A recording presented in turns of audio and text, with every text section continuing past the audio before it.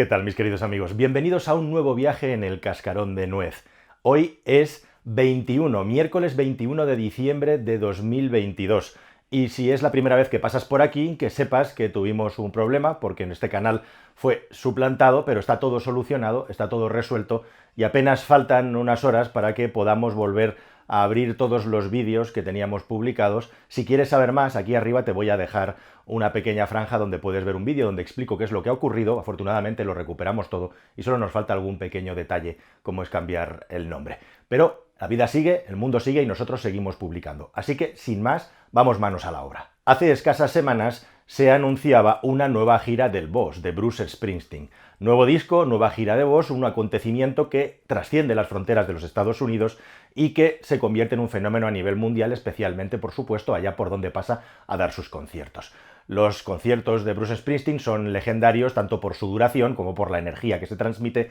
que hace que miles y miles y miles de personas deseen y repitan en los conciertos de Bruce. Pero esta vez las cosas no fueron exactamente igual que otras veces. Las entradas ya estaban caras, ya estaban carísimas en el pasado. Pero en Estados Unidos, en los primeros momentos en los que se empezó a buscar una entrada para poder asistir a la enésima gira del Boss, algunos usuarios empezaron a encontrarse con entradas que estaban a 1.000, a 2.000 y hasta $5.000 de precio por tener simple y llanamente un sitio para ver el concierto. Pues sí, queridos amigos, ¿qué tal? Esto es lo que está pasando en el mundo de la industria de la música y también en otras muchas industrias que algunos dicen industria, como dice Kiko Veneno. Si yo no veo ninguna fábrica echando humo, ¿por qué se le llama industria a la música? ¿Qué más da como le llamemos? Negocio, industria, negocio,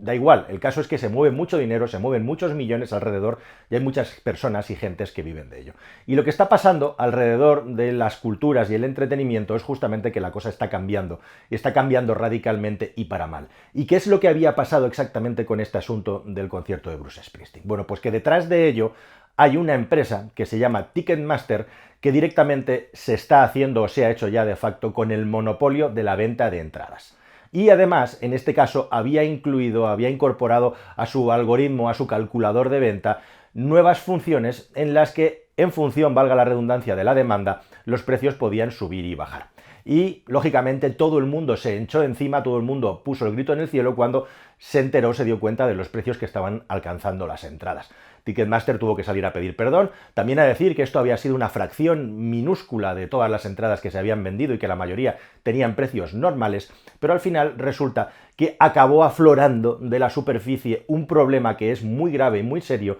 un problema que va más allá de la música y que, para explicártelo bien, tiene que hacernos remontar hasta los años 80.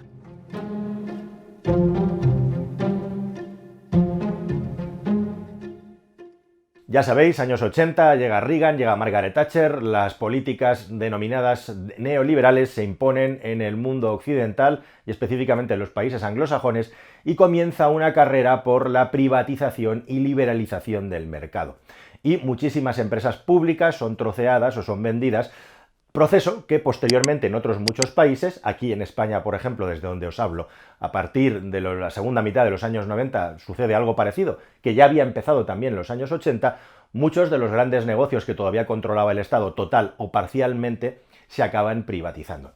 Y es muy interesante que este proceso de privatización, de teóricamente apertura a la libre competencia y retirada del Estado de donde no debería supuestamente estar en una economía de mercado, sucede un proceso paralelo que se ha ido cocinando despacito, pero que ha acelerado mucho en los últimos años, que es el nacimiento de la economía digital. Y en la economía digital resulta que nos encontramos con un terreno de juego completamente distinto. Ya os hemos contado, como en el caso del vídeo de Uber, que te voy a recomendar al final de este vídeo,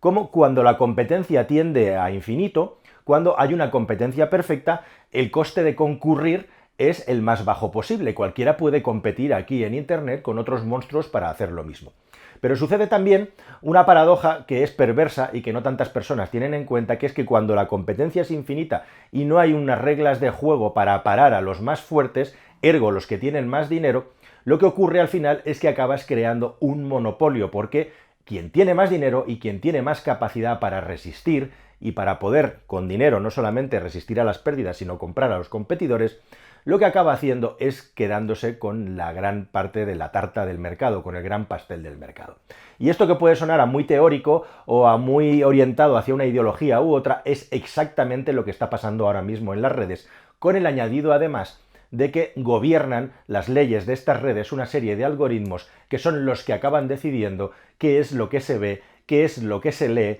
y también a qué precio se compran los espectáculos. Así que al final de todo este viaje resulta que las economías y las teorías liberales se acabaron cargando los monopolios estatales y lo que ha ocurrido 40 años después es que ahora estamos viviendo en una era de monopolios digitales donde son empresarios los que gobiernan precisamente estos mercados, pero con una diferencia muy importante, y es que estos monopolios digitales ya no son estatales, sino que son transnacionales. Y en este vídeo te voy a poner algunos ejemplos para intentar aterrizar. No soy yo muy sospechoso de tener una ideología, digamos, de pensamiento especialmente crítico, tendente al marxismo. Soy una persona que me considero absolutamente liberal, lo cual no quiere decir que no tenga los pies en la tierra en este planeta y vea las cosas que suceden a mi alrededor. Y la industria de la música es un ejemplo buenísimo. Porque allá en los años 90 comenzó a hacerse grande una empresa que se llamaba Ticketmaster, que básicamente lo que hace es intermediar entre las giras de los artistas y el público para poder poner a la venta las entradas de esos espectáculos.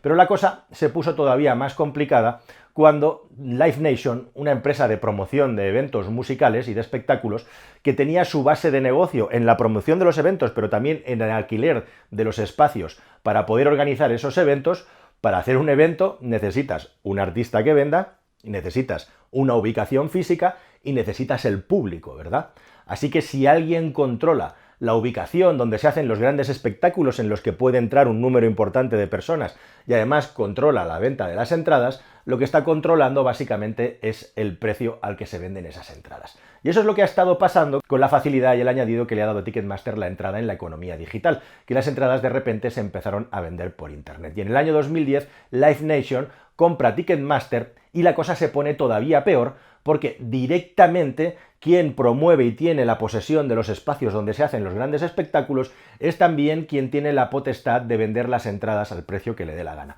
Esto es muy interesante. En el año 94, un grupo de grunge que en aquella época triunfaban, denominado Pearl Jam, le plantó cara a Ticketmaster ya en el año 94, antes de la era digital, porque no estaban en absoluto de acuerdo con las comisiones que Ticketmaster se llevaba por la venta de cada una de las entradas de sus espectáculos. Y lo que ocurrió es que Ticketmaster se rebeló contra este revelado de Pearl Jam, haciendo que en muchísimas ocasiones no pudieran tocar en los lugares en los que estaba previsto que pudieran tocar, teniendo que suspender conciertos y un larguísimo etcétera. Al final, Pearl Jam consiguió que Ticketmaster se bajara parcialmente los pantalones, podemos decir que no hubo ni un ganador por un lado ni por el otro, pero directamente lo que consiguieron es que la venta de las entradas a través de Ticketmaster no tuviera unas comisiones tan altas para el comprador, para el fan del grupo. Aún así, esto fue un pulso que acabó más o menos en tablas y Pearl Jam no pudo doblarle el brazo completamente a Ticketmaster. ¿Y todo esto por qué? Pues básica y esencialmente, como digo, porque entre el artista y el público hay una serie de intermediaciones que son absolutamente necesarias tal y como está montado el sistema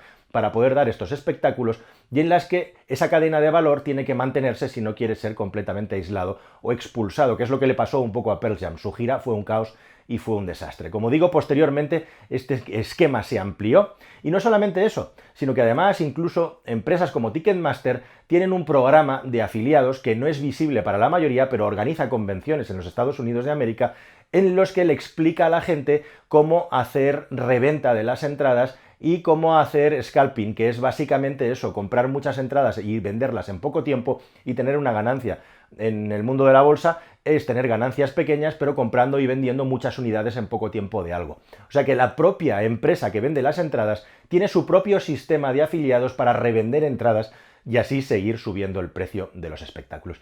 Y llegamos a 2022 en el que todo esto se ha refinado y resulta que un algoritmo además decide en función de la demanda de las personas cuál es el precio a pagar y cuál es el umbral de dolor, podríamos decir, expulsando a la mayoría de la gente. O dicho de otro modo, los artistas, que también tienen su parte en todo esto, puesto que no están dispuestos a renunciar a sus beneficios, han perdido el control del precio de sus espectáculos. Algo muy parecido a lo que está pasando en otros muchos negocios, donde el que ofrece y procede a ejecutar el servicio ya no controla el precio que puede cobrar porque es un intermediario mayorista el que se ha quedado con su cartera de producto. ¿Os suena esto, verdad? Lo podríamos aplicar a muchísimos sectores, entre ellos, por supuesto, el del turismo. Y esto es exactamente el punto en el que está la industria musical, una industria musical, por cierto, también, que gracias a los algoritmos y a los programas que acumulan toda la música y te la van soltando de una manera automatizada, han hecho que los artistas malvivan con los derechos de la reproducción de sus canciones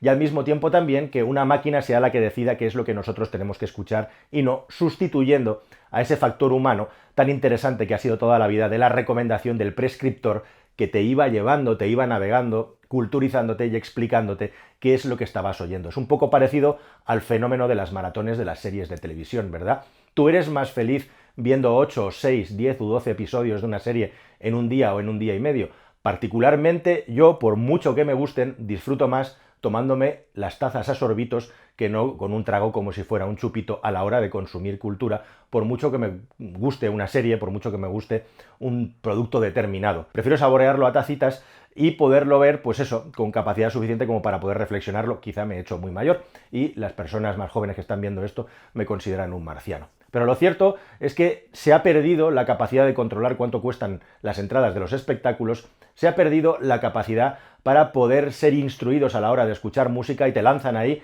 en un mar de ruidos en los que si no tienes un criterio y una base musical mínima vas a naufragar porque vas a acabar escuchando lo mismo que todo el mundo, que es a su vez lo que le interesa a un algoritmo para que tú sigas enganchado a eso como un mono y por lo tanto este sistema se retroalimenta, que por cierto es exactamente la misma técnica psicológica que utilizan las aplicaciones de vídeo en vertical para tenerte como un mono pasando pantallas viendo vídeos de entre 10 y 50 segundos. Y esto que está pasando ahora mismo y pasa, como digo, nos ha llevado a un mundo en el que teóricamente somos más libres que nunca para elegir, pero que desgraciadamente por encima máquinas que no controlamos nos pastorean y manipulan nuestra psique hasta extremos que no nos podemos ni imaginar. Y si esto te parece llamativo e importante, que decir, por ejemplo, de ese concierto de Taylor Swift en el que llegó a haber una entrada que valía más de $100.000 con el consiguiente revuelo, que se monta mucho escándalo, pero al final no pasa nada, al final pasará. No es únicamente exclusivo del mundo de la música, sino que también en el mundo del contenido, de la prensa digital e incluso de la prensa en papel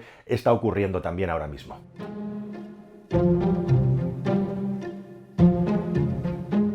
Bueno, te voy a contar una anécdota que precisamente en una mesa el otro día lo comentaba. Yo hace poco tenía información y sospechas, pero hace poco he podido tener encima de la mesa los números de una publicación en papel que había que decidir si se rescataba o no. Y cuando uno analiza lo poco que queda de la prensa en papel, que se ha convertido en un producto, podríamos decir, minoritario y también de lujo, llama muchísimo la atención que el principal problema que tiene la prensa en papel es precisamente el papel. Y dirás, ¿qué es eso del papel? El costo del papel. El costo del papel está tan disparatado que hacer una revista en papel en un contexto en el que los ingresos no paran de bajar de la publicidad porque todo se está yendo a lo digital es verdaderamente una heroicidad que la publicidad ya no puede sostener. Y este es un fenómeno completamente indirecto que viene provocado por el crecimiento del comercio electrónico y especialmente por Amazon, principalmente, que es la que más, con mucha diferencia, monopoliza las ventas en el comercio electrónico. Y sí, queridos amigos, aunque te parezca surrealista, también hay efectos colaterales no esperados frente a la industria de la cultura en lo que se refiere a la digitalización. Y es que Amazon, con la voracidad que hay para hacer paquetes y cajas de cartón para enviar productos por mensajería, ha hecho que el precio del papel esté a unos niveles como nunca antes habíamos visto, además de la voracidad, lógicamente, de una Asia que ha despertado y donde vive 1/3 de la población mundial en apenas una fracción de terreno. Esto está ocurriendo y es un efecto colateral. Lo que no es un efecto colateral es precisamente que los algoritmos se estén cargando el contenido, se estén cargando el contenido de calidad y se estén cargando igualmente la posibilidad de encontrar contenido de calidad. Y esto es un problema muy serio que está ocurriendo hoy en día en Google con el SEO, precisamente. ¿Qué es esto del SEO? Bueno, pues todas esas técnicas dedicadas y diseñadas para posicionar en el mejor puesto posible en los rankings de Google cuando haces una búsqueda para encontrar un contenido, un producto o lo que sea. ¿Y qué es lo que está ocurriendo? Pues que hay determinadas técnicas y determinadas formas de escribir y crear contenido que son apetitosas para los algoritmos, para los robots y para las arañas de Google que están por ahí revoloteando y mirando exactamente qué se publica y cómo. Y estoy seguro que a ti te ha ocurrido y cada vez con más frecuencia te ocurre que cuando buscas una información de algo en concreto que desconoces, los primeros resultados que te arroja Google son un absoluto desastre, que no te cuenta nada nuevo, que te enreda, que te vuelve loco y que parece que están jugando contigo a ver si te idiotizan o a las adivinanzas. Redacciones que son recalcitrantes, molestas y que no resuelven para nada las dudas que tienes. ¿Por qué está ocurriendo esto? Bueno, pues precisa y simplemente porque estos contenidos están diseñados para ser específicamente y especialmente buenos en cuanto a SEO para que Google se lo trague y lo ponga en las primeras posiciones, y esas páginas no buscan informarte bien, sino simplemente rankear bien en las primeras posiciones de Google y por ende ganar más dinero con la publicidad. Este sistema se ha pervertido hasta tal punto que el nivel de basura, cochambre y de mala calidad de los resultados de Google en los primeros puestos está más a la vista y más enseñado, descarnado que nunca hasta la fecha. Y esto es un problema muy importante porque de hecho hay nuevas generaciones, para Google digo, que están empezando a utilizar TikTok, Instagram y buscadores audiovisuales para encontrar el contenido en lugar de buscar la cajita de Google que te da resultados planos de texto en muchas ocasiones en primera instancia, aunque ahora ya tienes unas cajas con vídeos, y en muchos casos que no resuelven las dudas ni te hacen encontrar lo que estás buscando. A esto hay que añadirle la capa de la inteligencia artificial que viene ahora, que aunque no tan potente, quizá lo podamos contar en un vídeo en el futuro, como algunos se piensan que es, sí que puede cambiar la forma en que buscamos las cosas por Internet. Así que en todas estas estamos ahora mismo en un momento, en una situación en la que nunca antes había sido tan árido consumir cultura, consumir contenido de calidad, si no tienes el suficiente criterio y capacidad mental como para saber dónde encontrarlo o para saber diferenciar lo que es interesante y lo que no. Y para mí esa es la cuestión y el resumen definitivo. Al margen de todos estos monopolistas que se están haciendo con los mercados y quedándose con todo, con unas muy pocas manos, hay muchas personas jóvenes que ya han nacido dentro de este globo, dentro de las fronteras de este sistema, como si fueran unos trumanes, y no tienen ni puñetera idea de lo que hay ahí fuera, ni de lo que es, probablemente, tener la capacidad como para saber qué es lo bueno de lo malo, lo interesante de lo funesto, lo elaborado y brillante de lo cutre y de la copia barata, la imitación que no para de salir una y otra vez en todas partes. Así que, queridos amigos, este es el terreno en el que tenemos que vivir y mi percepción y opinión personal es que tan malo es un monopolio del Estado como tan malo es un monopolio de un empresario único y privado, que en este caso además traspasa las fronteras justamente de los entrados, con lo cual el monopolismo es todavía más fuerte y más grave. Nada más, queridos amigos, espero que esta información os haya parecido interesante y nos vemos en un próximo vídeo que espero que sea más y mejor. Hasta el siguiente, amigos. Adiós.